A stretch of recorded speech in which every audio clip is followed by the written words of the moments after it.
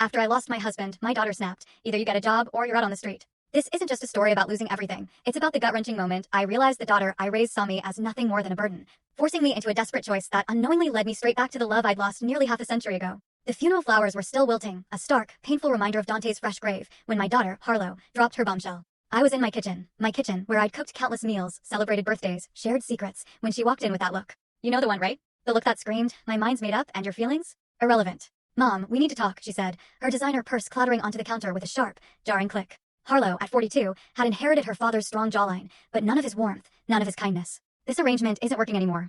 I was still in my black dress from the cemetery, the weight of saying goodbye to Dante after 45 years of marriage still crushing me. My hands trembled as I reached for the coffee pot. "What arrangement, honey?" Her voice was crisp, businesslike, cutting through my grief like a cold knife. "You, living here in my house. Daddy left everything to me, remember? And I can't afford to support you anymore." The coffee cup slipped, shattering against the tile floor. Brown liquid spread across the white ceramic pieces, mirroring the way my life felt like it was crumbling apart. "Harlow," I whispered, my voice thick with unshed tears. "It's only been 3 weeks since Daddy died." "I know," she replied, not even glancing at the mess. "But life goes on, Mom. I have my own family to think about. My own bills." I knelt, my 68-year-old knees protesting with every creak, to pick up the shards. "I have my Social Security. It's not much, but I can contribute." $800 a month? Harlow scoffed, a humorless sound. "That doesn't even cover the utilities." "Look, I've been thinking about this. I have a solution." I stopped, my heart pounding, and looked up at her. My daughter. The baby I'd rocked through countless sleepless nights. The little girl who used to crawl into my bed during thunderstorms. "What kind of solution?" "There's a job. Private nursing. The pay is excellent." She pulled out her phone, showing me a listing. "This man needs round-the-clock care. You were a nurse before you married Daddy.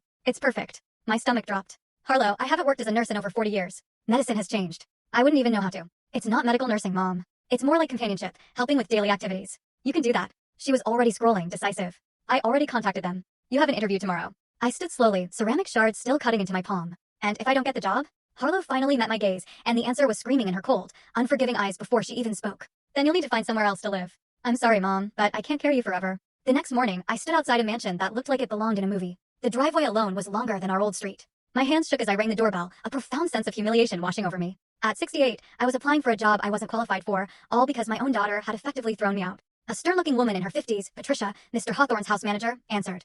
"Mrs. Thompson, please come in." The interior was even more intimidating. Marble floors, crystal chandeliers, artwork that probably cost more than Dante and I had made in our entire lives. "Mr. Hawthorne requires assistance with most daily activities," Patricia explained as we walked through halls lined with portraits of people who'd clearly never known a day of financial worry. Full story on the channel. Link below. Click now and watch what happened next.